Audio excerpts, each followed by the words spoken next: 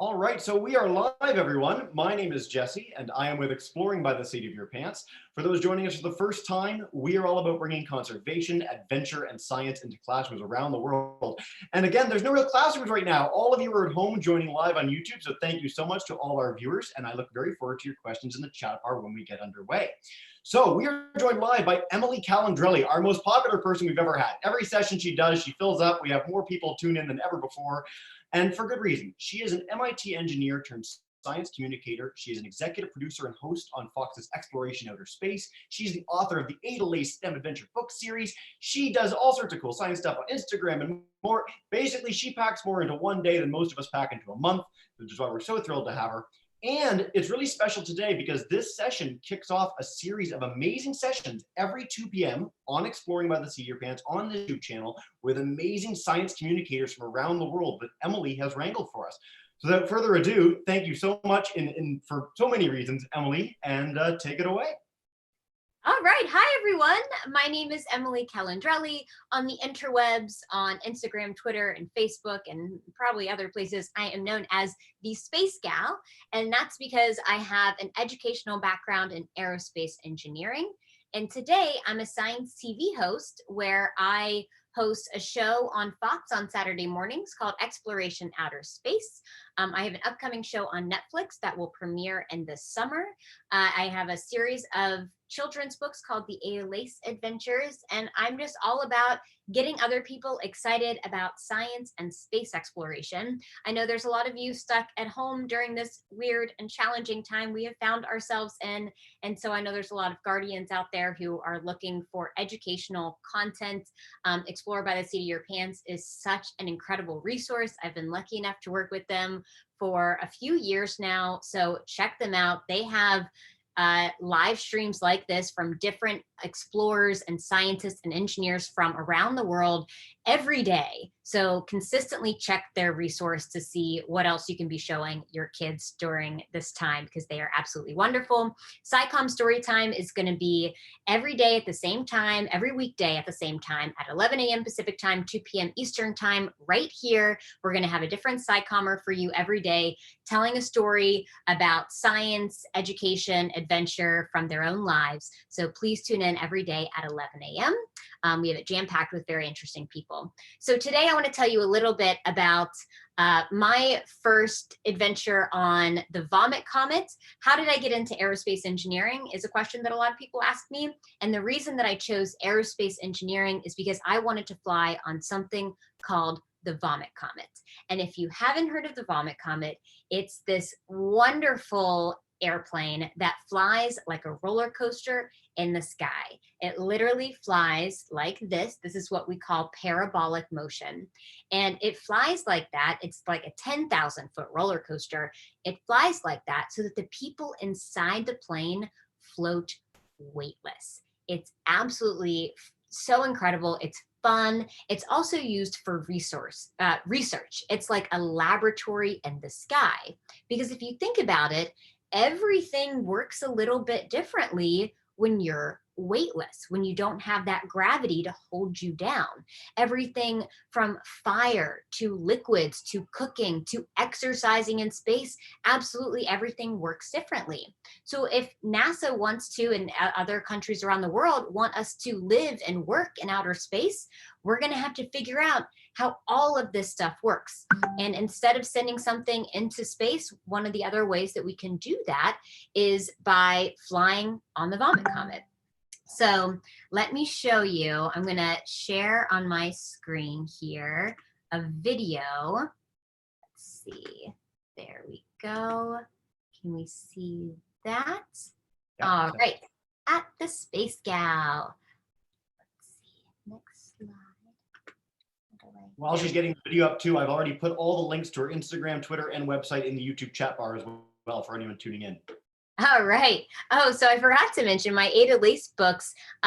Last year, I was able to send the third A to Lace book into space through a program called the Storytime from Space program. This is another great educational program where they send kids' books to space to be read by astronauts on the space station. So if you are looking for read aloud material, look no further than the Storytime from Space program, because it is the absolute coolest. I mean, like, how much better can you get? Have an astronaut read your child a book with the backdrop of Earth. I mean, like, that is absolutely so cool. And I was lucky enough to have my book be part of that program. So I'm very thankful for that. Now, I want to show you this video of me flying on the Vomit Comet with my friend Sam. So I told you the Vomit Comet was the reason why I joined aerospace engineering.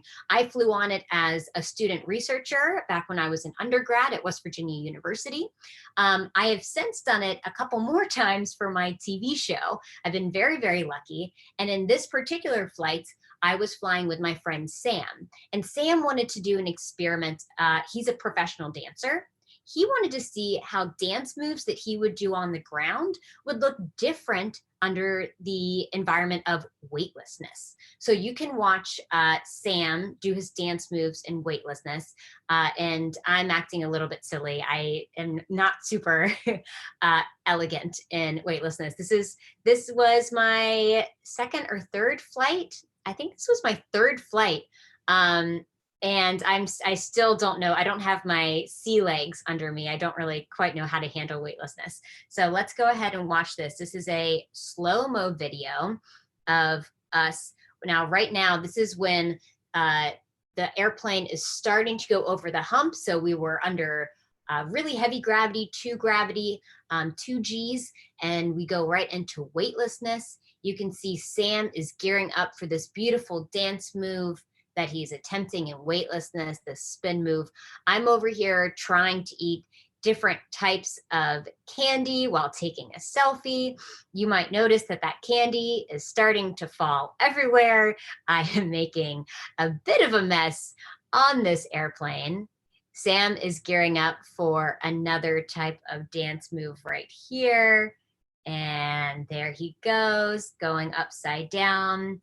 I'm about to run into our camera operator like the experienced TV host that I am, blocking his view entirely. Sam's laughing at me because I'm making a fool out of myself. But I will say my hair has never looked more voluminous. If you are trying to get more volume in your hair, all you need to do is get on a weightless Vomit Comet flight. There I am taking a selfie. So now here we're gonna fly over the camera, and it literally feels like flying. It doesn't feel like you're weightless. It feels like you're flying. Now, as we come back over, I challenge you to find happier faces than these people right here. When people ask me what flying on the Vomit Comet is like, I tell them it is just a pure euphoric experience. I've never felt happier. My cheeks hurt from smiling so much during the entire time. So for those of you who may be interested in flying on the Vomit Comet, you can do so for free if you were a student researcher. So if you want to study engineering or science, you can apply to fly on the Vomit Comet for free, and NASA selects the best experiments. So when I was a student, I was actually able to fly on the Vomit Comet for free. Now today, if you want to fly on the Vomit Comet just for fun, it costs about $6,000 per seat. So it is a bit of a pricey adventure if you wanted to do that, but always an option, I guess. So next, I want to tell you about an inspiring story that I learned this very season during my show, Xploration Outer Space. And this is the story of the Gallaudet Group. This is a story of 14 deaf individuals who helped NASA get to the moon. I was lucky enough to interview one of the members of the Gallaudet Group, Mr. David Myers, who is that happy gentleman with the white helmet on the left of the screen. Now, in the 1950s and 60s, right when NASA was preparing to send humans to space for the first time, to send humans to the moon, they recruited a group of 14 deaf individuals, mostly from a place known as Gallaudet College, now known as Gallaudet University. They were recruited to go through a series of experiments over the course of a decade to help NASA understand how spaceflight would affect astronauts. Now, the experiments were conducted by someone known as named Dr. Graybill. Dr. Graybill was a cardiologist who studied how flight affected pilots. And so it made sense that after we learned how to send humans in the air with planes, he wanted to learn how space flight would affect astronauts in space. So he continued to work for NASA to understand how space flight would affect astronauts. Now, remember, this was during a time when we knew nothing about how space would affect humans, right? And NASA was in particular worried about motion sickness. As David Myers, the individual that I was able to interview, told me, you don't want your pilot sick when they're piloting a spaceship, right? So they're really curious about motion sickness. Now, the big question is, why recruit deaf individuals for this particular job? Well, in early extreme experiments that NASA was conducting on people to see how they would react to motion sickness, deaf individuals fared far better than their hearing counterparts. And Dr. Graybill wanted to learn why that was. Now, at the time, the theories behind motion sickness focused on the stomach. The theories behind why motion sickness existed focused on the stomach. But these individuals were immune to motion sickness for a different reason. More on that in a second. Now, these individuals went through a series of experiments for over the course of a decade. The deaf individuals acted like a control group to their hearing counterparts. They all went through the same experiments together, but the deaf individuals acted like a control group. So they did things like fly on the Vomit Comet back in the 50s and 60s, which is really cool. The Vomit Comet has been around for a while. And you can see based on that picture that they have no fun at all doing it. It looks very, very boring. They also sat in a circular room for 17 days. It was only about a 20-foot diameter room that rotated at 10 rotations per minute. So like a really, really slow carnival ride, but they were in it for, I believe, 17 days, for over 2 weeks. And then one of the other ones they did was they were in this boat that was in choppy waters in the Atlantic. So they were kind of testing seasickness there. Now, in each of these experiments, the deaf individuals were fine. They didn't get sick, while their hearing counterparts got pretty sick in each of these experiments, or got a little bit sick in each of these experiments. In one particular experiment, the one with the boat in the choppy waters, the analysts who were supposed to be running tests and taking blood and taking their blood pressure and looking at their eyes in the choppy waters, these analysts got so sick that they couldn't finish the experiment, right? So they had to cut the experiment short. Now, it turns out that the reason why these individuals were immune to motion sickness is the same reason why they all became deaf. So each of these individuals were deaf because they had had spinal meningitis when they were younger, and this ruptured their inner ear, particularly their vestibular system, right? So now the vestibular system has 3 loops in it. That's what those arrows are pointing to.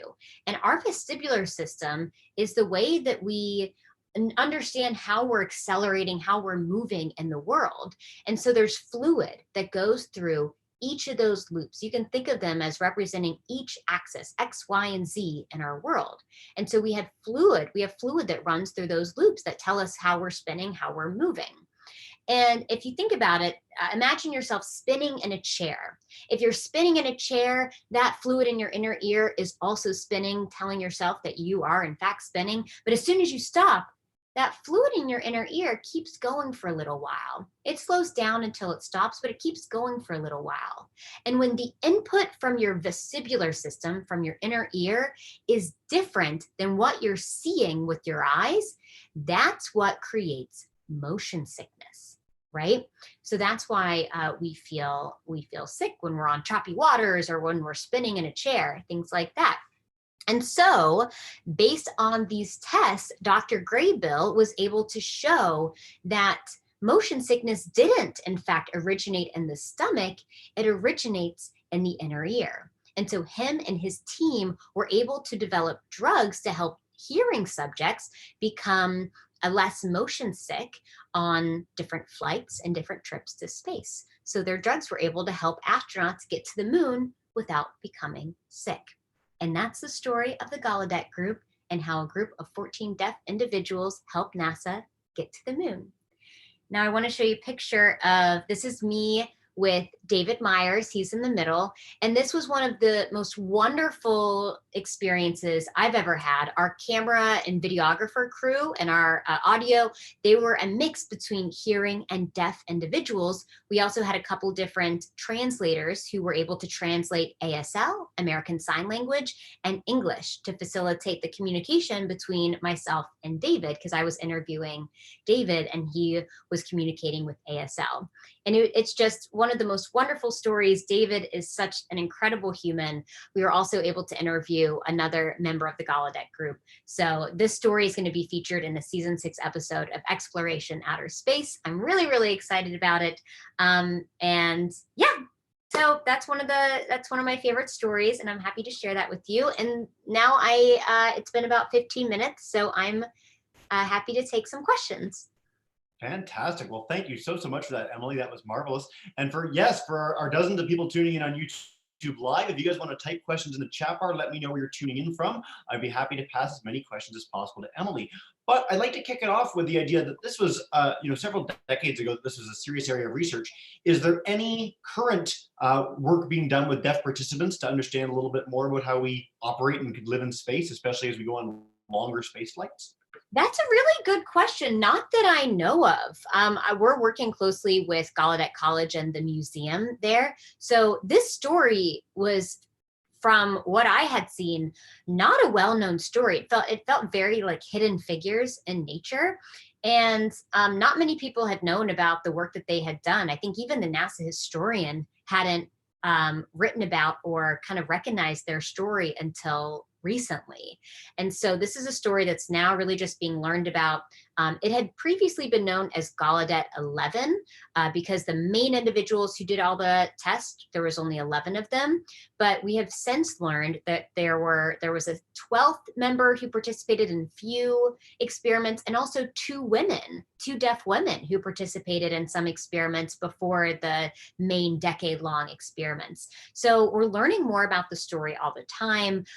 A lot of it that we're learning about is through letters that one of the members of the Gallaudet Group he was writing back to his family throughout the series of experiments. So there's just like this stack of letters from one of the members who was writing back to his family. And we're learning a lot about the experiments and stuff through those letters. So it feels like it's just very fun to learn about. We're still learning about it all the time. But to my knowledge, not current experiments being run today, but that would be, I'll have to check in with Gallaudet College and see. Fantastic. Now you mentioned something in there that I think is really interesting. And that is, like, when people think of the Apollo missions, when people think of going to space, they naturally gravitate to the astronauts or the head of NASA or these, sort of charismatic major figures that are always in the news. And so between the Gallaudet Group, you also mentioned a group called Hidden Figures, and this is a book and this is a story that some people might know, but others might not. Could you explain just a little bit about what that might be? Oh yeah, I mean, Hidden Figures was about these African-American women who were these computers who contributed to us getting to the moon. One of which I feel a personal connection to, Katherine Johnson, because she is from West Virginia.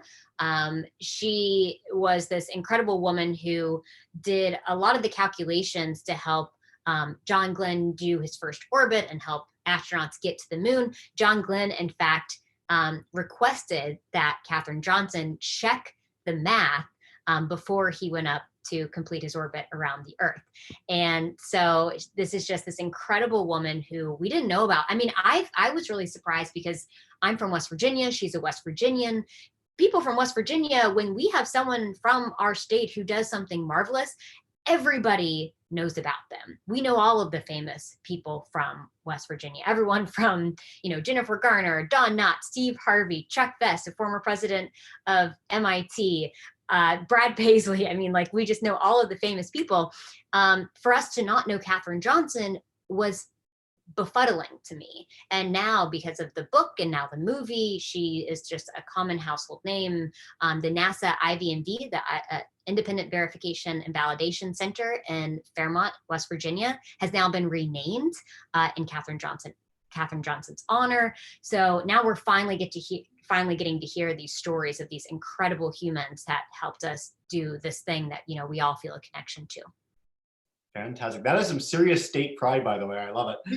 You may also be the only person to use befuddling in a sentence proper. Like a really fun word, right? Ever, so thank you.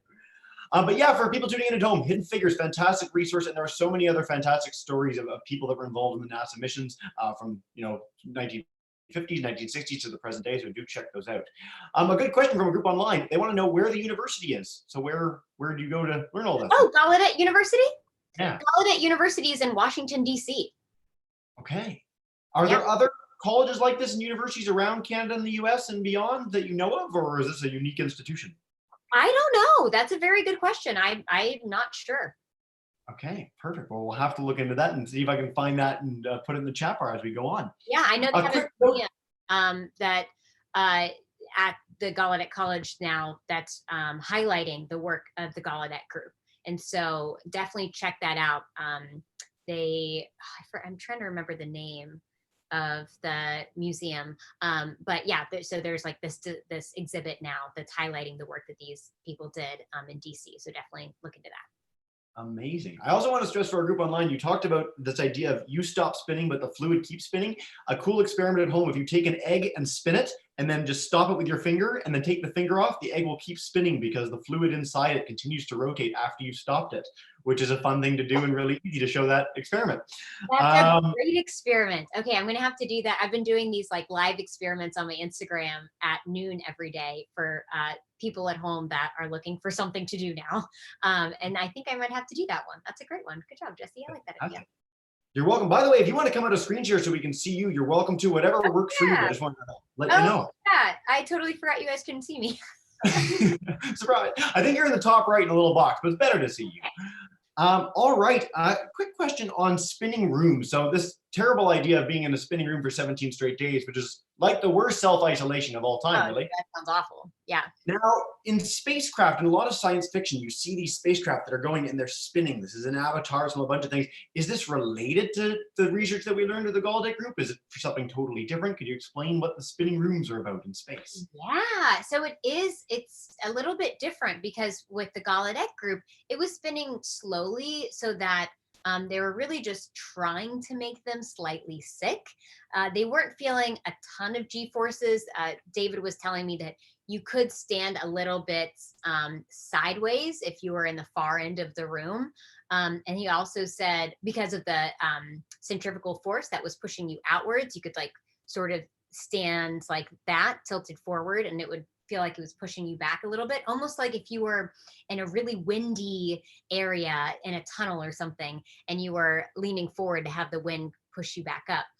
He said at nights they would all sleep with their heads in the center of the spinning room, so they didn't feel the centrifugal force pushing out on their body as much or pushing out on their head as much. But the spinning rooms that you see in sci-fi movies, generally that's to create artificial gravity.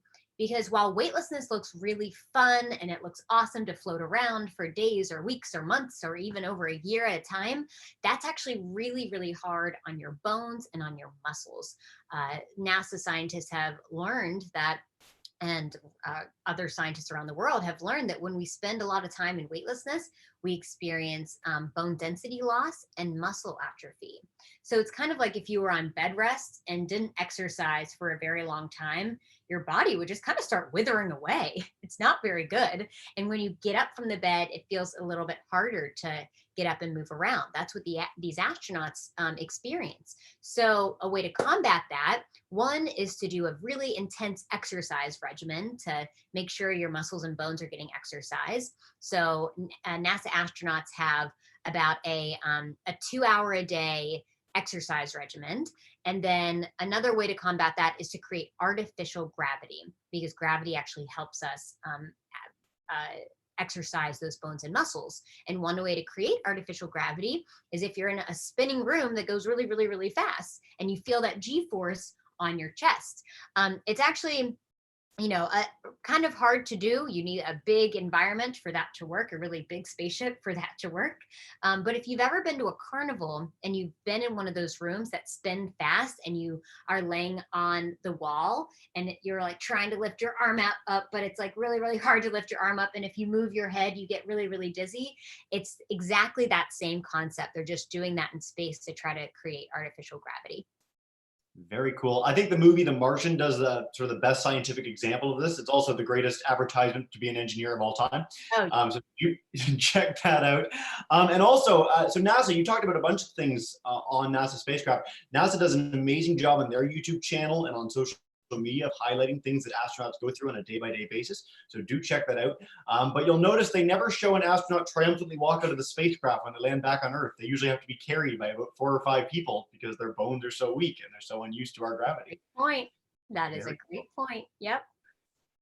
We got a question from a group on YouTube. They want to know, once they learned about the ear controlling this reaction, what did they do? I mean, you talked a little bit about this, but Yeah. create drugs, they training regimens to help you get better at it. What can we do? Yeah, I mean, I think mostly the biggest takeaway was that this helped prove that motion sickness didn't originate in the stomach, that it originated in the ear.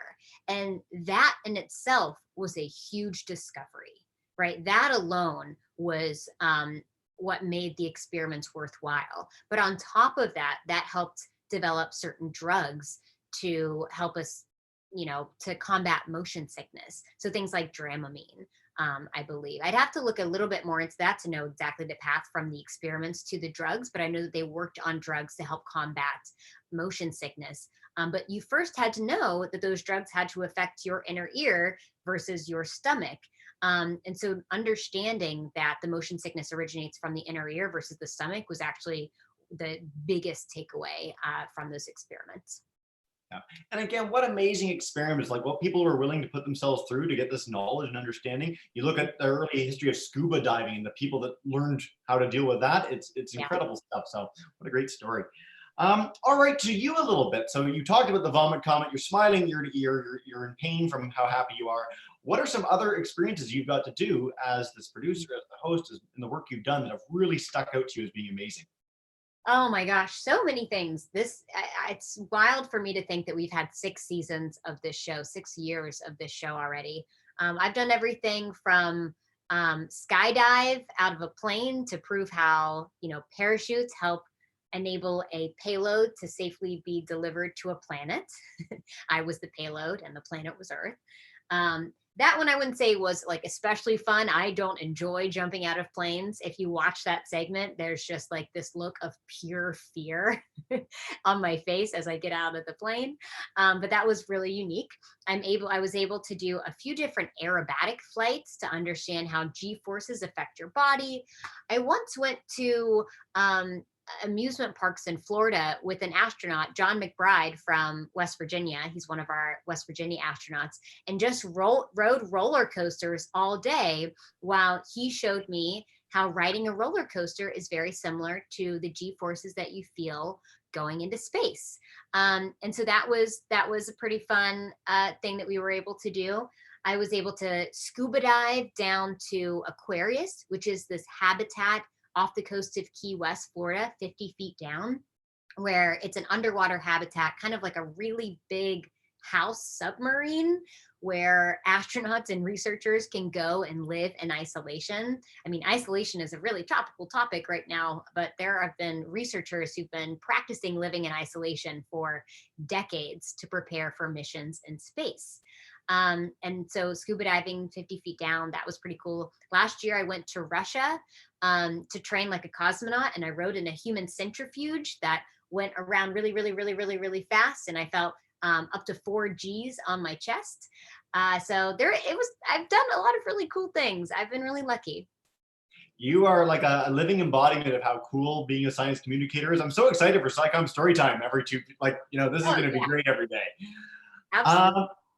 All right, let's take a few more questions. A good one from a group online. So, we're doing all this to prevent people from getting sick while they're in space. What happens when people do get sick in space? If you throw up and you're in a spacecraft, what happens?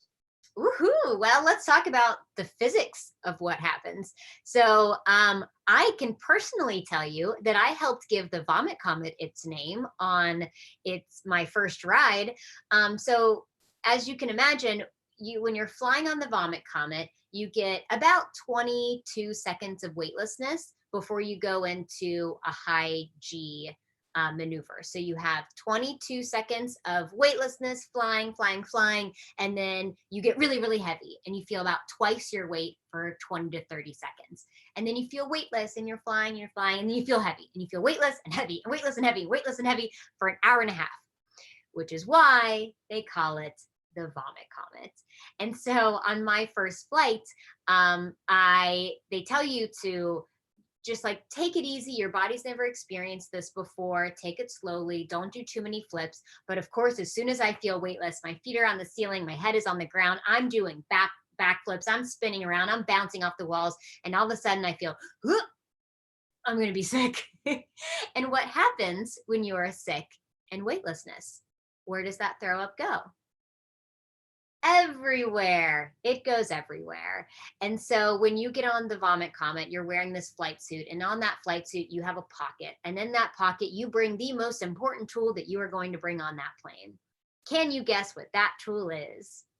Got two guesses. Maybe a vomit bag. It is a barf bag. It's a barf bag. Because if you're going to vomit everywhere on the plane where there's lots of experiments going on, that's not a good day for anyone. And so you have a barf bag that you throw up in and you tie it off, and then you pass it off to one of the people who work there. So, you have to apologize to everyone who works there, and then they throw it away. When you're in space, I imagine they have lots of different barf bags to do a very similar thing, because floating barf on the space station, where there's many different electrical pieces of equipment on the ceiling, on the walls, on the floor, because remember, there's no up or down in space. So electrical equipment is literally everywhere. You want to be very, very careful about that. So I imagine they have a few different barf bags up on space. But I have heard from astronauts that after a few days on the space station, they get, I think maybe they call it their air legs, kind of like their sea legs. In the sea. So you sort of just get used to it. Your brain understands how to process what you're feeling, and you no longer get motion sick. Yeah, very cool. Emily, do we have time for one more question with you? Yeah, of course.